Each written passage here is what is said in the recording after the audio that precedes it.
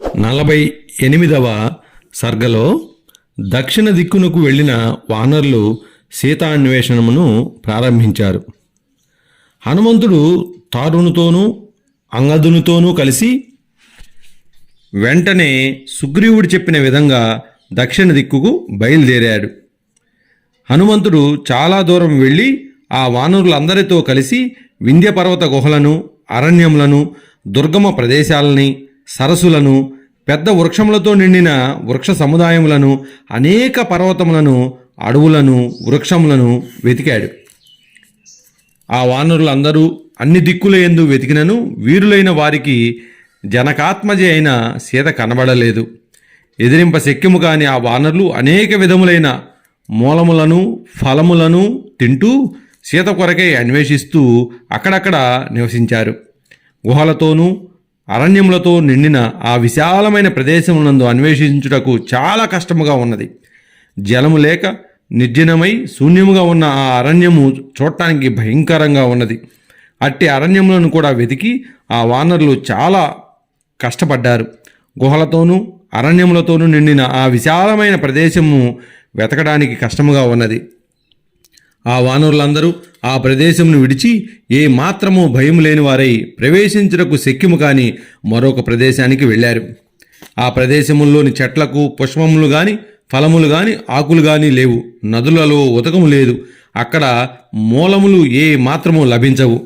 ఆ ప్రదేశమునందు దున్నపోతులు గాని, లేళ్లు గాని, ఏనుగులు గాని, పెద్ద పులులు గాని, పక్షులు గాని, వనముల్లో సంచరించు ఇతర ప్రాణులు గాని లేవు.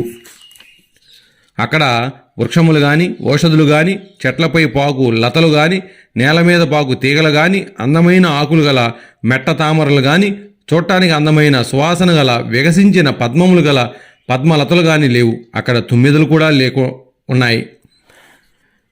మహాభాగ్యవంతుడు, సత్యము పలుకువాడు, తపస్సు ధనముగా గలవాడు, ఎక్కువ కోపము గలవాడు, నియమముల చేత ఎదిరింప శక్యము కానివాడు అయిన కండు మహర్షి ఉన్నాడు. అతని పుత్రుడైన 10 సంవత్సరముల బాలుడు ఆ వనములో మరణించాడు. అందుచేత ఆ మహాముని కోపించాడు.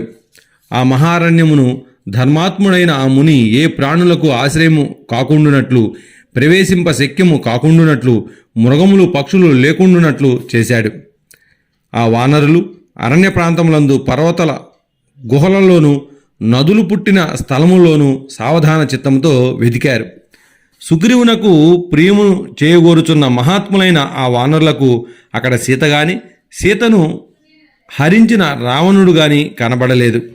లతల చేతను పొదల చేతను కప్పబడిన భయంకరమైన ఆ ప్రదేశమును చేరిన ఆ వానరులకు భయంకరమైన కర్మలు చేయువాడు, దేవతలకు కూడా భయపడనివాడు అయిన ఒక అసురుడు కనబడ్డాడు.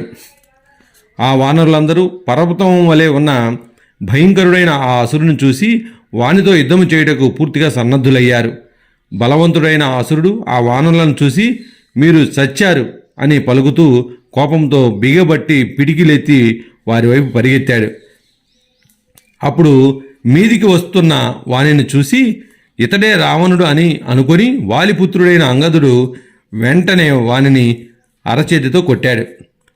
అంగదుని చేత కొట్టబడిన ఆ అసురుడు ముఖం నుండి రక్తమును గక్కుచూ తలకిందులైన పర్వతం వలె నేలపై పడ్డాడు. ఆ అసురుడు మరణించిన తర్వాత విజయముతో ప్రకాశిస్తున్న ఆ వానరులు ఆ పర్వత గుహను అంతను పూర్తిగా వెతికారు. ఆ గుహను పూర్తిగా వెతికిన తర్వాత వానరులందరూ భయంకరమైన మరి ఒక గుహలో ప్రవేశించారు. వారు ఆ గుహలో వెతికి అలసిపోయి బయటికి వచ్చి అందరూ కలుసుకొని దీనమైన మనసులతో ఒక ప్రదేశమునందు చెట్టు మొదట కూర్చొని ఉన్నారు.